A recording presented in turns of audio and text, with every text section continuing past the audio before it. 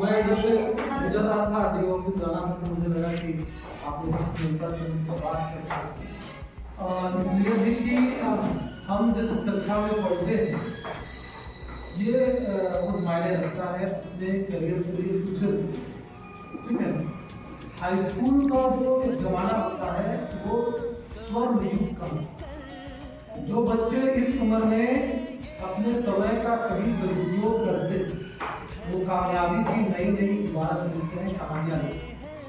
और जो बच्चे अपने इस समय को बर्बाद करते हैं, इस समय को कदर नहीं करते और इस वक्त को दूसरी चीजों में पढ़ने के अलावा जो उनके फ्यूचर और करियर के लिए निशानदेह साबित होता है उसमें लगाते हैं, याद रखिए जिंदगी भर ये बातें भले आपको अभी समझ में नहीं आती, अभी लगता है कि हम क्लास से जितना बाहर रह सके, क्लास बंक कर सके और जो है शिक्षक कुछ कहे तो कुछ करे तो उसी में मजा है।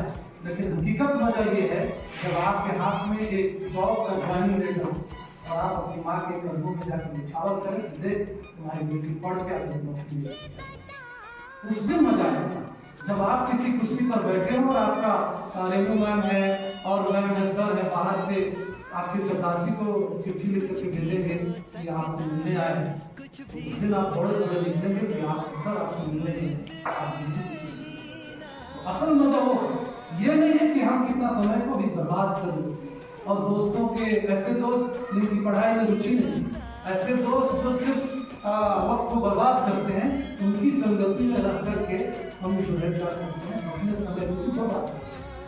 अभी परसों हमारे स्कूल में विदाई था बच्चों का, तो मेरी छवि थोड़ा कड़क करना समझा नहीं, ये सब कुछ आते थोड़ा टाइट फिट, ज्यादा कोई दिखना नहीं, मैं दादागिरी टाइप का समझ गए। दादागिरी इन द सेंस कि आपके फ्यूचर को बर्बाद होने नहीं दें, आप चाहे या नहीं चाहे, आप माने या नहीं माने, आप समझे या नहीं समझे, ये हमारी दादागिरी है। आपकी जिंदगी को बनाने के लिए हमें बर्बाद करने के लिए हमें सरकार नहीं है। तो बच्चों में बड़ी नाराजगी थी कि हमारे प्रिंसिपल को हम लोग से मतलब करते, हम लोग से तो प्यार करते नहीं, सब पीछे वाली बैच का तारीफ करते हैं, वो लोग बहुत अच्छी थी और हम लोग को तो कुछ ये नहीं। तो मैंने उस दिन समझाया कि मोहब्बत की निशानी ये है कि हम तुम्हारी जिंदगी को बनाए, ये नहीं कि तुम्हारी मनमर्जी करने के लिए छोड़। क्या कोई मास्टर आपको अपनी मनमर्जी के लिए छोड़ दे वो अच्छा है, और जो आपको कहे कि क्लास में जाओ, पढ़ो, होमवर्क बनाओ, तैयारी करो, वो बुरा है, वो गलत करता है। ऐसा है क्या? जिम्मेदार टीचर वो है जो आपको रोके टोके, इसका ये मतलब नहीं है वो आपसे नफरत है। क्लियर है ना हमारी बात? तो हम इसलिए बच्चों से मिलते हर जगह स्कूलों में जाते हैं जहाँ भी, और कोशिश रहती है कि हम बच्चों से बात करें, इसलिए कि हम अपने वक्त की कदर करने वाले बने। और याद रखिए दो चीजें, इस दुनिया में आप ऐसा कोई बच्चा नहीं बता सकते जिसने अपने शिक्षकों की नाफरमानियां की, अपने शिक्षकों के आदेश का लगातार उल्लंघन किया है, अपने शिक्षकों की अनदेखी की है और सफल हुआ। आप एक नहीं बता सकते। जो भी बच्चा आगे चल के सफल हुआ, कामयाब हुआ, जो आप में से हर कोई चाहता है कि हम सफल हो या नहीं, हर कोई चाहता है कि हम सफलता प्राप्त करें, इसीलिए पढ़ते हैं। तो सबसे पहले सर अपने शिक्षकों का सम्मान करें, अपने शिक्षकों के आगे सर झुका करके खड़े हो, अपने शिक्षकों के आदेश को मानना है। बल्कि हम तो ये कहते हैं कि आदेश करने की जरूरत नहीं पड़नी चाहिए। एक शिक्षक और छात्र के बीच में इतने घनिष्ठ संबंध होते हैं कि अगर हमारी नजर को बच्चा नहीं पढ़ सकता है, इसका मतलब है कि हमने सही से काम नहीं किया। एक बच्चा हमारी नजर को, हमारे चेहरे को पढ़ सकता है कि आज हमारा सर हमसे नाराज है, हमारी मैम हमसे नाराज है, या चाहती क्या है, उसके सिर्फ देखने समझ जाए कि हमको क्लास में जाने को, ठीक है, उसके चेहरे समझ जाए कि मैडम आज खुश है, और उसके चेहरे को देख के समझ जाए कि मैम आज हमसे नाराज है, पता नहीं क्यों नाराज है, क्या करें। उसकी जाके पूछे कि हमसे गलतियां क्या हो गई, क्यों नाराज है, माफ कर दीजिए। याद रखिए हम ये कहना चाह रहे हैं, अगर हमें जिंदगी में कामयाब होना है, जिंदगी में सफलता की सीढ़ियों को चढ़ना है, एक नई इबारत लिखना है, सबसे पहला काम शिक्षकों का सम्मान है। क्योंकि मैं बराबर इस बात को कहता हूँ, मेरे बाल बच्चे हैं, लेकिन सच मानिए रात को जब हम सपने देखते हैं तो हम ये देखते हैं कि हमारा पढ़ाया हुआ बच्चा सफलता की सीढ़ियां चढ़ रहा है। हम अपनी औलाद से पहले अपने पढ़ाए हुए बच्चों के सपने देखते हैं कि उनकी तरक्की, उनकी कामयाबी और उनके सुनहरे भविष्य के ख्वाब भी। शिक्षक को समुदाय होता है, इनकी रातों की नींद घर में भी जाते हैं, ये आपस में बात भी करते हैं, तो ये सोचते हैं फला बच्ची का, उसकी राइटिंग अच्छी है, उसका जीके अच्छा है, उसका कला के क्षेत्र में वो बहुत अच्छा कर सकती है, इस बार मैट्रिक में देखिएगा ये टॉप 5 में रहेगी। इनकी बात का केंद्र बिंदु इनका बच्चा, क्योंकि ये पढ़ाते हैं। आप दुनिया में ऐसे कोई संबंध और कोई पेशा नहीं बता सकते जो इतनी ईमानदारी से काम करता है, जिसके ऊपर देश के भविष्य को बनाने की जिम्मेदारी और इतनी मेहनत से। आप में से हो सकता है बहुत सारे सब्जेक्ट के टीचर नहीं होंगे। मैं, मेरे परिचय में सर ने कहा कि मैं अंग्रेजी का शिक्षक हूँ, लेकिन मैं मैथ भी पढ़ाता हूँ, साइंस भी पढ़ाता हूँ, संस्कृत भी पढ़ाता हूँ, उर्दू भी पढ़ाता हूँ। ईमानदारी से आप बताइए कि किसी शिक्षक जो उस विषय का नहीं है, अगर उसने आपको पढ़ाया, मैथ का टीचर नहीं, मैथ पढ़ा दिया, किसी से मांगा है 10-10 रुपये सब क्या दे दो, क्योंकि 10 रुपये क्या करते हैं, मैथ का तो हम टीचर नहीं, किसी ने मांगा। लेकिन क्या ये सच्चाई नहीं है कि आप दूसरे कार्यालय में जाएंगे तो वही काम करने के जिसके लिए सरकार उन्हें वेतन देती है, तनख्वाह देती है, वो पब्लिक से भी पैसे ले लेता है टेबल के नीचे से, और सरकार से भी लेता है। सच्चाई है कि क्या शिक्षक किसी से मांगा है कि हम पढ़ा दिया, अंग्रेजी पढ़ा दिए, हमको 50 रुपये दे दो, मांगा है? आप इनके समर्पण को, मैं उस दिन भी एक बात कर रहा था कि शिक्षक स्कूल से बाप जो है, बाप मरने के बाद समझ में आता, जिंदा रहते में बाप और माँ की कदर नहीं होती, समझ में नहीं आता कि इनकी कुर्बानियां क्या है। ऐसी माएँ जो खेतों में काम करने जाती है और अपनी बच्चों को स्कूल भेजती है कि मेरा बेटा पढ़ेगा और एक दिन कामयाब होगा। उसके ख्वाब है कि उसका ख्वाब यही है कि उसकी औलाद सफल हो, जैसे इनके ख्वाब यही है कि इनके बच्चे सफल। एक बाप मजदूरी करने जाता है, रिक्शा चलाने जाता है ना, दिन भर पसीना पोंछता है, उसका बच्चा देखिए स्कूल में आकर के टाइम को बर्बाद कर, उसको पता ही नहीं मेरा बाप और मेरी माँ कितनी तपस्या, कितना त्याग और कितना बलिदान करती है हमारे भविष्य को बनाने।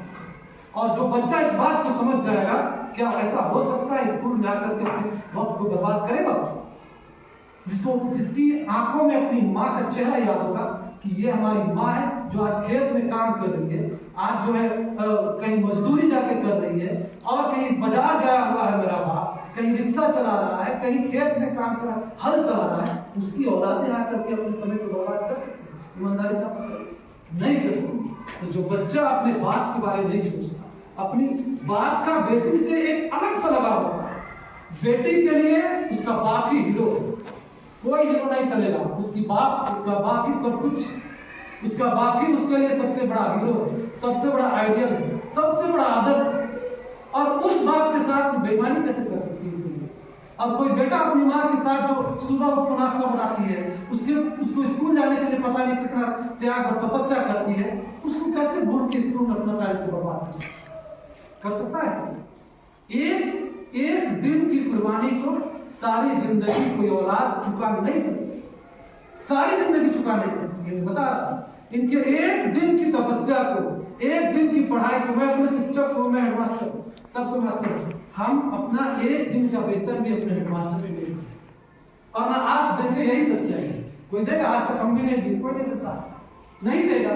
लेकिन इनका पढ़ाया हुआ सारी जिंदगी काम देगा कि नहीं देगा? सारी जिंदगी हर एक कदम पर, बल्कि जहां पर हम लोग निकलते हैं तो प्रणाम से करते हैं ना, वो भी उनका ही पढ़ाया हुआ है, जिन लोगों ने हमें पढ़ाया है। और कल के डेट में आपको काम देगा इन्हीं की पढ़ाई, सही कि नहीं? तो इसी हम करते हैं, पहली बात शिक्षकों का सम्मान करना, उनके आगे सर झुकाकर खड़ा होना, उनकी बातों को सुनना, समझना, और उनके आदेश में उनकी भावना को समझ करके पूरा करना। ऐसा जो बच्चा किया है, आप उदाहरण हजारों मिलेंगे कि वो सफल हुआ। हम लोग क्या, स्कूल छुट्टी हो गया, कोई स्कूल में चतुर्थ वर्ग के कर्मचारी नहीं था, 2 लोग सिखाना हम लोग बंद कर दो, किसान नहीं, हम लोग बंद करेंगे, इधर खिड़की लगाओ, इधर बंद करो, ठीक है ना? सरस्वती पूजा में हम लोग आगे रहते नहीं, पूजन सामग्री लाओ, क्या कहते हैं, मूर्ति लाओ, प्रसाद बांटो, ठीक है, कोई भी कार्यक्रम में आज एक जगह में खड़े। तो जिन्होंने भी शिक्षकों का सम्मान किया, उसकी सफलता निश्चित है, और जिन्होंने भी माँ बाप का करना माना, उसकी सफलता निश्चित। और ऐसे बच्चे जो माँ को आके दिखाते हैं, ऐसे बच्चे जो बाप के आगे तन करके खड़े होते हैं, तुम क्या जानते हैं, हम लोग पढ़ रहे अच्छी स्कूल, बड़ा है बाप, वो पढ़ा है कि आपको पढ़ा है। उसकी पढ़ाई ऐसी पढ़ाई है जो अभी समझ में नहीं आएगी, जब आप एक जगह पर पहुंचेंगे, एक उम्र में पहुंचेंगे, तब समझ में आता है। समझो, माँ की कुर्बानियां जल्दी याद ही नहीं होती। माँ सबसे लायक लगता है, क्या जाती है देहाती और कुछ समझती नहीं, पढ़ाई लिखाई तो कुछ नहीं जानती है। लेकिन याद रखिए, हमारे धर्म में एक बात कही गई है, माँ के कदमों के नीचे जन्नत, माँ के कदमों के नीचे जन्नत है। और आप ये समझ सकते हैं कि जिसके कदमों के नीचे जन्नत है, तो उसकी आंखों में, उसके हाथ में, पांव में ये दुनिया क्या चीज है? बहुत छोटी। आप एक बार अपनी माँ के आगे, अपने बाप के आगे सर झुका करके देखिए, उनका कहा मान करके देखिए, और सिर्फ शिक्षकों के आगे जो है उनका कहा मान करके देखिए, जिंदगी बदल जाएगी। आप 1 महीना के लिए प्रैक्टिकल करके देखिए। सुबह उठिए, माँ बाप को प्रणाम सलाम कीजिए, आइए स्कूल, यहाँ अपने शिक्षकों को सम्मान दीजिए, पढ़ाई में ध्यान लगाइए। ये वक्त अगर आपका गुजर गया, लौट के नहीं आएगा। बात समझ रहा नहीं? ये टाइम गुजर गया, नहीं आएगा। इस बात को मानिए। मैं आपको एक ऐसी बात बताऊंगा, आपके यकीन से परे हो जाएगा, लेकिन मैंने माँ पर बात छेड़ी थी, तो जब भी मैं माँ की बात करता हूँ तो मैं एक दो शेर सुनाता हूँ हर जगह पर, ताकि ये पता चले कि माँ क्या है। मैं कहता हूँ कि हर कदम उसको निगहबान बना रखा है, माँ की दुआओं को, माँ की ममता भरी आंचल को। अब जिसके सर पर माँ की ममता की आंचल होगी, दुनिया उसका रास्ता नहीं हो सकती। उसके रास्ते में कोई धरती में माई का लाभ पैदा नहीं होगा जो रुकावट होगा। तो मैं कहता हूं कि हर कदम उसको निगहबान बना रखा है, राहे दुश्वार को भी आसान बना रखा है, और ताज और तख्त की देती है दुआएं मुझको, मेरी माँ ने मुझे सुल्तान बना रखा। ताली तो बजा सकते हैं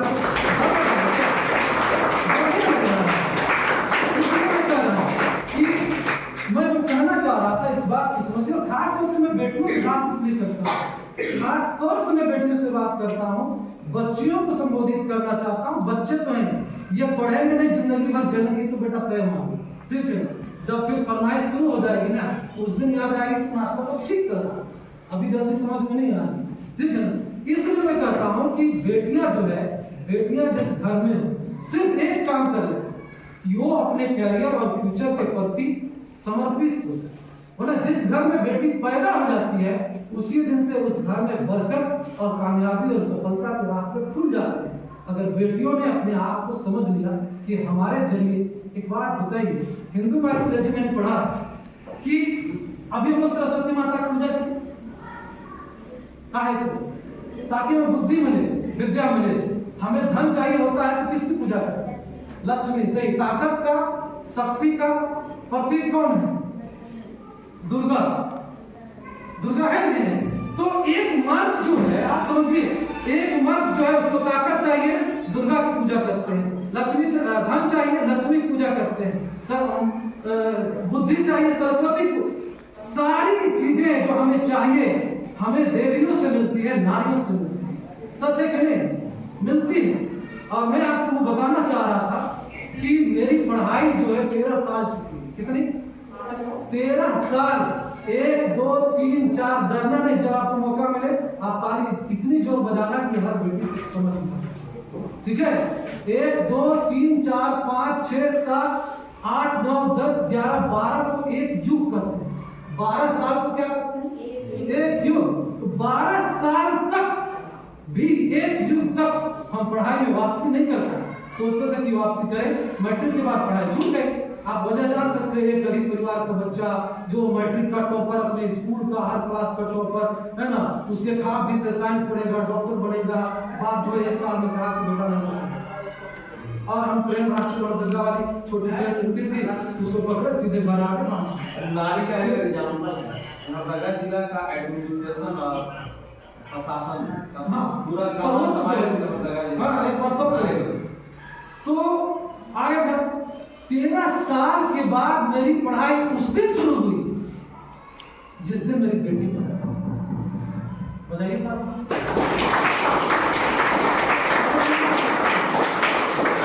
पढ़ाई शुरू हुई, जिस दिन बेटी पैदा हुई उस दिन मेरी पढ़ाई शुरू हुई।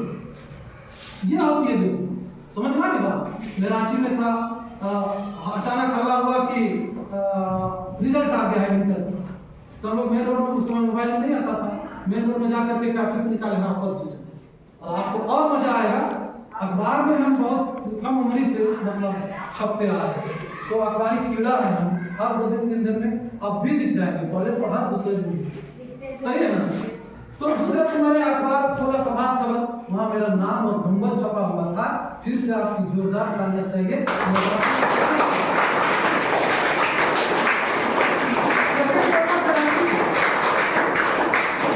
एक वो बच्चा जो 13 साल बाद पढ़ाई शुरू किया है, बेटी पैदा हो गई है ना, रांची का सेकंड कपल हुआ, और जिस दिन मेरी बेटी 9 साल की थी, 9 साल की हुई, हम जीडी हाई स्कूल में खड़े थे, हाई स्कूल का मास्टर।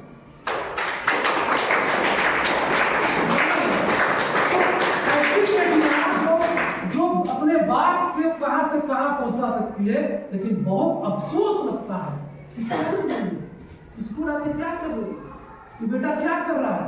मैं और एक बात बता रहा हूँ, 4 दिन पहले मुझे 10 बजे रात को एक फोन आया, आप लोग बड़ी बच्ची ना समझ सकते हैं। फोन में कहा कि आपके विद्यालय की एक बच्ची है जो 10 बजे रात को कहीं और है। कितना जो है अफसोस और शर्म बात समझ रहे हमारे।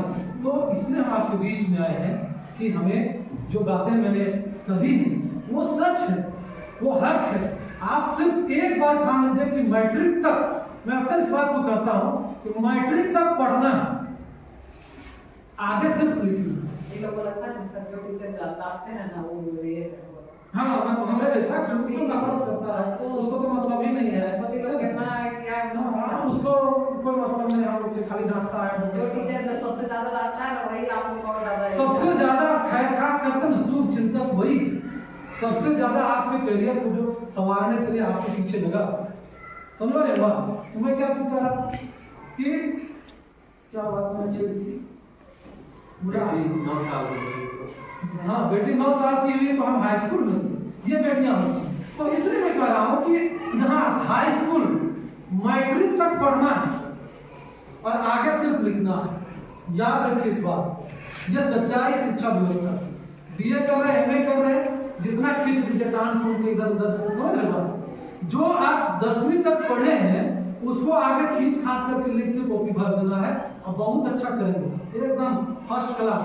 बीए में क्लास होता है ना, फर्स्ट क्लास करेंगे। याद रखिए, जिसने 6वीं से 10वीं तक की पढ़ाई सीरियसली करी, दुनिया का कोई भी कंपटीशन को निकाले। अगर आपको लगता है कि ये थोड़ा ज्यादा मैं बोल रहा हूँ, कोई भी कंपटीशन का आप उसके क्वेश्चन बैंक लाइए, टीचर का लाइए, लिखित का लाइए, आईएएस का ले आइए, और आप अपनी कक्षा की किताब को खोलिए, उसमें मिला लीजिए कि कितना क्वेश्चन आपके पास। अपना 9th छोड़िए, 6ठी क्लास की किताब मिलाइए, हर दूसरा लाइन में जीके का क्वेश्चन, हर दूसरा लाइन में कंपटीशन का क्वेश्चन मिलेगा। 6ठी का हिस्ट्री है, 7वीं के लिए आप 8वीं में हर एक लाइन में मिलेगा। तो जिसने इन किताबों को मेहनत से पढ़ा वो कामयाब हो। वरना मैं एक बात बताऊं, मैं कंपटीशन में पढ़ा, आपको थोड़ा कम कर दिया हूँ नौकरी लगने के बाद से। पहले हम टीचर लोग बहुत जबरदस्त पढ़ा, और ये भी कह रहा हूँ, आप रिपोर्ट कर लीजिए कि सबसे शानदार रिजल्ट था। अब पढ़ाते क्या थे? 6ठी का मैथमेटिक्स, लघुत्तम समांतर। तो वो टीचर की तैयारी करने वाले बच्चे जो बीए कर लिए, एमए कर लिए, है कि नहीं, अगर उन्होंने 6ठी में लघुत्तम सीखा होता तो मेरे पास आके अलग से कोचिंग ट्यूशन करने की जरूरत नहीं पड़ती। सही है? अगर जो बच्चा अभी तो आप लोग 10वीं 9th में जो आप लोग पढ़ रहे हैं, अगर आप सवाल क्षमता के नियम मैथमेटिक्स में हो, सवाल क्षमता की सर है कि नहीं, आपका बायोलॉजी में होगा ये कैसे वर्गीकरण किया गया है, अभी अगर आप याद कर लेंगे तो आप 12 क्वेश्चन मेहनत करने की जरूरत नहीं पड़ेगी। और हो सकता है आपको किताबें मिली होंगी, जीके की किताब मिला है, पूरा जीके का डिक्शनरी का आपको 9th में मिलता है, 9th में। तो आगे होगा नहीं होगा तो मिल रहा, मैंने तो बांट दिया है। अगर आपने उसको तैयार कर लिया, हर कंपटीशन आप आसानी से निकाल सकते। सिर्फ समझना ये, आखिरी बात करके हम आपसे चलते कि बाबू हमारे पास क्या है। हम जिस परिवेश से आते हैं और जिस आर्थिक लेवल से आते हैं, हमारा बाप हमको बिजनेस, बेटों को हम साफ साफ कर, समझ लो मेरी बात, हमारा बाप हमको 50 लाख या 2 करोड़ रुपए नहीं दे देगा कि जाओ बिजनेस होगा, नहीं दे देगा कि तुम्हारे पास जाओ, तुम नहीं पढ़ा यार, मत पढ़ो, है ना, देते हैं। हम क्या अरबपति आदमी यार, हम लोग गरीब घर से, ठीक है, दौलत का अंबार नहीं कि बड़ा बिजनेस करके कमा लेगा, चला लेगा अपना परिवार। हमारे पास क्या है? हमारा नशा है। कि हमें कुछ करना है जिंदगी में आगे बढ़ना है। हमारे पास हमारा जुनून है, हमारे पास पागलपन है, हमारे पास जिद है कि हम ही करेंगे और करेंगे। पूरे हिंदुस्तान का बैठेगा कंपटीशन में और हमारा इतना आत्मविश्वास है कि अगर एक सीट का एग्जाम हुआ पूरा हिंदुस्तान के 140 करोड़ लोग बैठेंगे तो सीट मिली। इतनी आत्मविश्वास होनी चाहिए।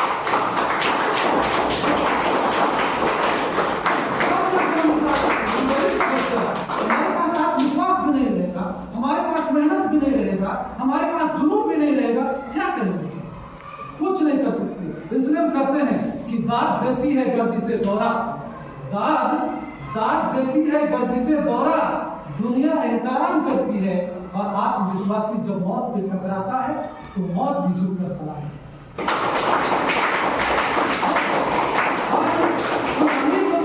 जिनके पास दौलत है, जिनके पास गुरूर है, घमंड है, सब कुछ है, हमारे पास सादगी है, ईमानदारी है और मेहनत है।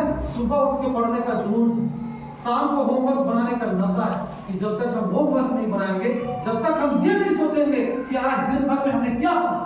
एक किसान को देखिए, अगर बाजार जाता है तो वो रात में आके हिसाब लगाता है कि आज हमने कितने का सब्जी बेचा।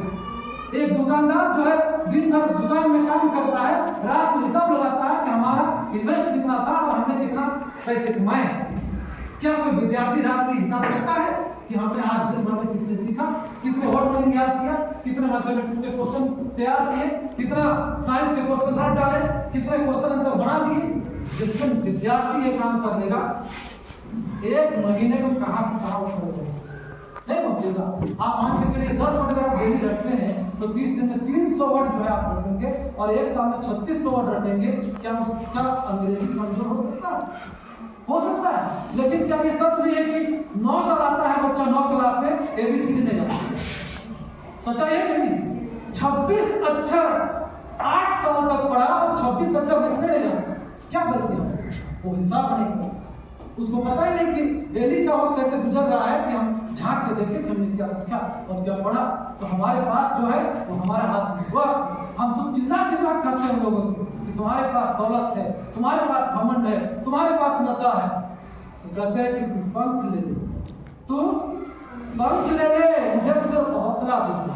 तू पंख ले ले, मुझे सिर्फ हौसला दे दे, फिर आंधियों को मेरा नाम अब बता दे।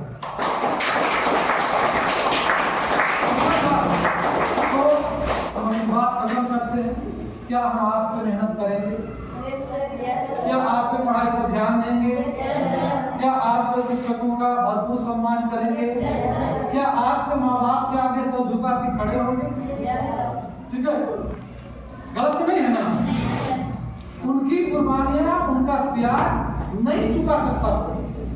आप हर दिन उसके आगे सब झुका के खड़े हो, बल्कि वो लपड़ थप्पड़ भी करे और मास्टर भी, तभी हम कामयाब हैं। क्योंकि हमारे पास तो, मैं कराटे के क्षेत्र में हमारे बच्चे पूरा नेशनल खेलते हैं और आप देखते होंगे, जानते होंगे, तो बहुत बड़ा बड़ा मेडल लेकर के आते हैं। मैं खुद जाता हूँ कभी महाराष्ट्र, कभी दिल्ली, ठीक है।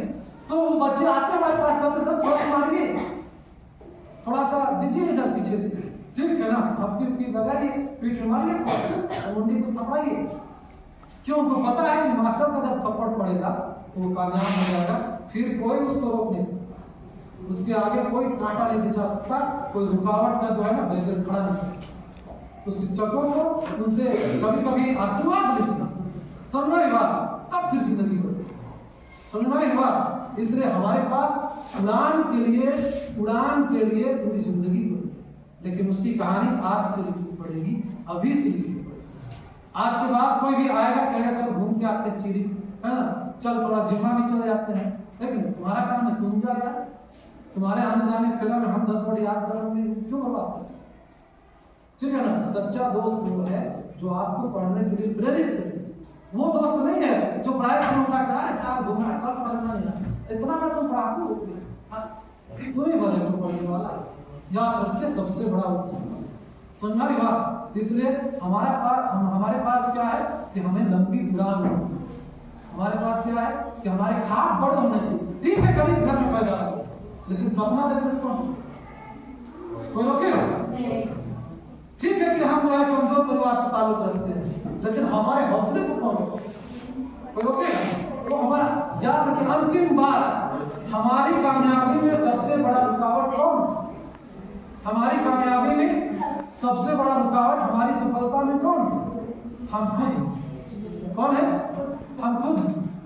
जो चाहता है कि हम सफल हो जाएंगे, कोई पैदा नहीं हुआ जो उसको, और जो सोचता है कि यार चलो ऐसी जिंदगी गुजर जाएगी, बीत जाएगी, ऐसा कोई नहीं बना है जो उसको सफलता दे। समझ लो, सफलता और असफलता दोनों अपने अंदर की चीजें हैं। जीत हो जाती है जब ठान लिया जाता है, जीत हो जाती है जब ठान लिया जाता है, हार हो जाती है जब मान।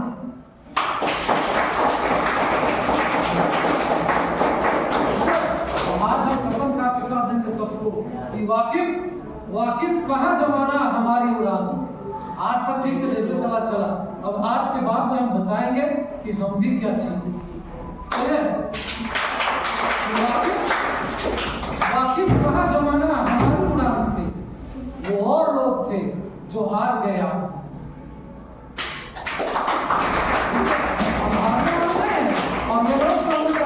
अपने रास्ते में वो पड़ोस के लोग जो जिनको जन्म था हमारे स्कूल जाने से, क्या पढ़ रही है, देखेंगे क्या करेगा, बड़ा स्कूल रोज जाता है कि नहीं, तो उन लोगों को समझा देंगे कि नहीं, हमें ताकत है, हमें दम है।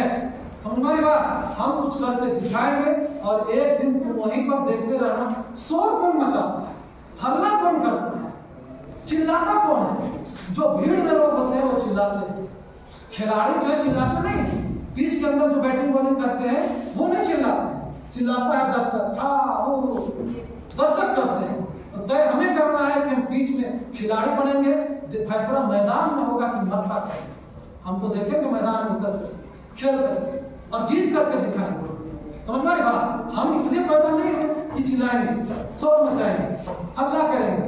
हमको देख के लोग हल्ला करें, हमारा खेल देख के लोग शोर मचाएंगे, हम वो खिलाड़ी। अगर ये दम है तो आइए स्कूल में पढ़ करके दिखा दीजिए एक बार, वरना फर्स्ट डिवीजन का तो एडमिशन नहीं होता है, मैट्रिक फर्स्ट डिवीजन का तो बुरा देता है कि नहीं जगह मोर देन 90% चाहिए, 85% चाहिए। तो वो अगर आज आप ठान लेते हैं कि हमारे पास साल 2 साल का, जो बच्चे 8वीं में है उनके पास 2 साल का टाइम है, जो 9वीं में 1 साल का टाइम है, आज से काम भी शुरू है कि हम करके दिखा देंगे, तो आइए मैदान में फिर देखते हैं, फिर करके दिखाते हैं, फिर सबको जवाब मिल जाएगा। समझ रहे ना? फिर सबको जवाब मिल जाएगा कि हाँ इसने पढ़ा और कुछ करके दिखाते हैं। नहीं तो फिर जैसे हजारों लोग आते हैं, ये चमन ये स्कूल है, चमन है, बगीचा है, ये चमन यूं ही रहेगा और हजारों बुलबुले अपनी अपनी बोलियां बोलकर सब उड़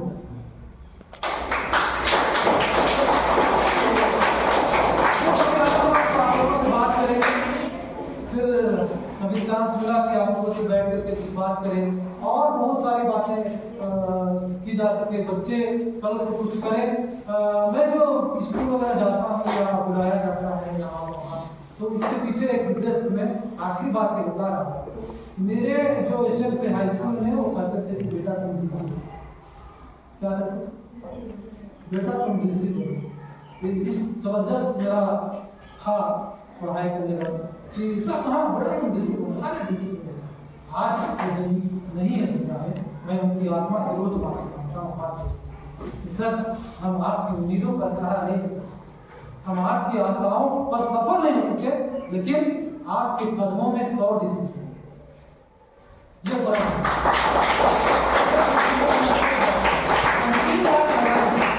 इतनी आग लगाएंगे, इतना तूफान खड़ा करेंगे कि इसी क्लास में से इसी भाव से कल को 10, 20, 50 डिसीजन कर जाएगा। हाँ हमने उनको सुना था, आप किसी को